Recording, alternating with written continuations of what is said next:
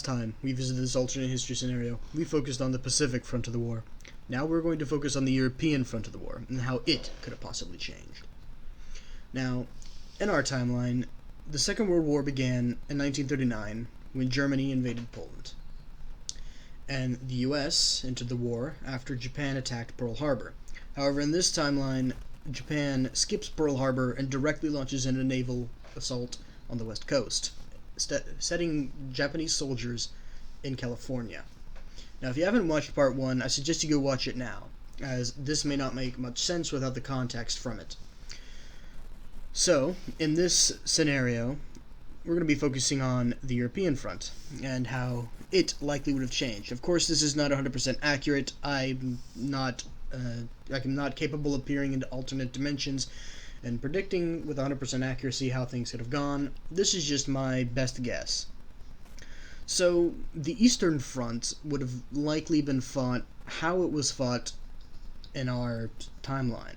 The Germans likely would have been stopped eventually, whether it would be at Stalingrad or elsewhere, I don't know. But for the sake of simplicity, let's just say it is Stalingrad, where they're stopped again and forced back. Now, Germany would have been able to call many more troops from the west to the east, due to the fact that the Allies were not openly preparing for assault against Italy and Normandy. Britain would likely still be fighting in the North Atlantic, trying to gain superiority there, and most of their army would be poised for a defensive war, not an offensive. So, the Soviets, even if they won Stalingrad, would have a much more difficult time pushing the Germans back to Berlin than in our timeline. So what does this mean for the Soviet Union? Can they push Germany back to Berlin? Well, yes. While it will be much slower, and I do see Germany surviving much longer than on our timeline, again, with Japan, there's no way they can win this war unless they basically kill Stalin and someone who is willing to surrender in the Soviet Union takes power. You see, Stalin was never going to surrender because he knew he was going to be killed if he did. So, the Soviets would have had to basically fight. Stalin himself would basically have to fight in Siberia or die in Moscow or Berlin or wherever the Germans decide to execute him. So that's why he issued Order 227, which is to basically tell his soldiers not to retreat a single step, even going so far as taking soldiers and forcing them to shoot other soldiers if they surrender or retreat. This tactic proved decisive and forced the Germans to retreat out of Stalingrad back to Kursk, where another decisive battle at Kursk would take place. After Kursk, Germany would never win another strategic victory in the East. In this timeline, however, things likely would be different. The Soviet push would be slower and more brutal, as Germany keeps calling more and more troops from France into the west. Into the east, sorry about that. From the west to the east. So, but say the United States completely destroys Japan by 1943.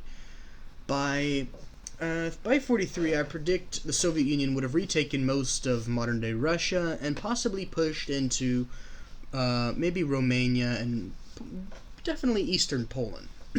So the U.S. fleet would probably move through the Panama Canal and just begin to assault the Germans in the North Atlantic. The North Atlantic gap would quickly close, resulting in superiority of the Allies in the Atlantic Ocean. The Allies would then likely begin amassing for an invasion of Africa, as Africa in this timeline would still be owned by the Axis, and as well as Normandy. The D-Day invasion in this timeline would come much later. However, Africa would be a priority, as in our timeline, we would likely invade through Italy first, before we push in through the Normandy invasion. As in our timeline, I also predict that Italy will be pushed to Rome, and then further up north, until eventually they're stopped by the mountains, and just the excellent German defense in the North Italian region. However, this will come much later, and I likely see the Germans surviving till maybe 47, 48 before either surrendering, which is unlikely, or just being completely destroyed. In this timeline, by the time we began the Allied invasion of Normandy, the Soviets probably would have already had East Prussia and possibly Silesia under their control, and be likely amassing an assault on Pomerania and inching ever closer to Berlin.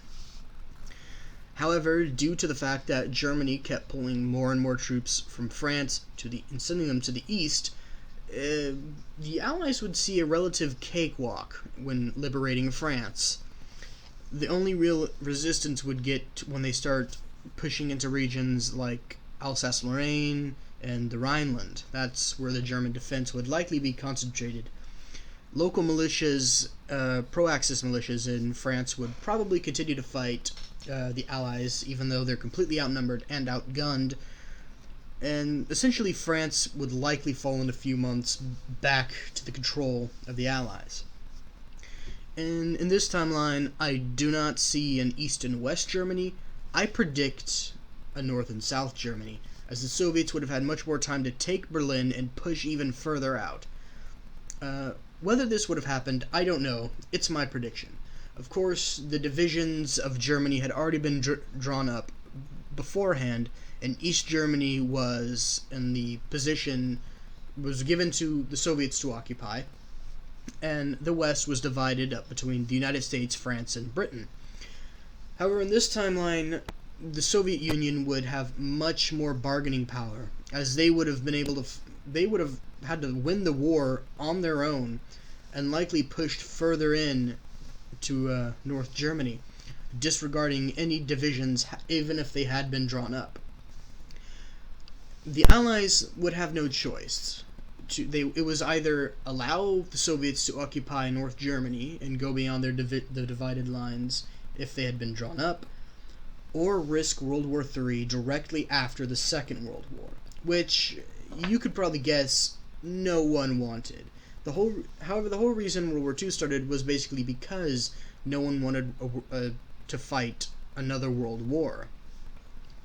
So, in this timeline, the Cold War would, instead of being situated between Berlin and East and West Germany and all that, it would likely be North and South Germany, and possibly more emphasis on Amsterdam and Brussels and Munich, as it would be too far from South Germany to have the capital in Berlin and have Berlin divided as it was in our timeline.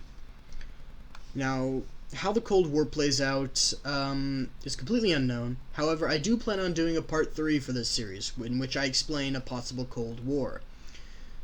Stay tuned for that, and thank you all so much for watching. I've been SpinCoin, and if you have any complaints or ideas for this timeline, or suggestions for another alternate history, leave them in the comment section below. I hope you enjoyed this video, and I hope to see you in the next one.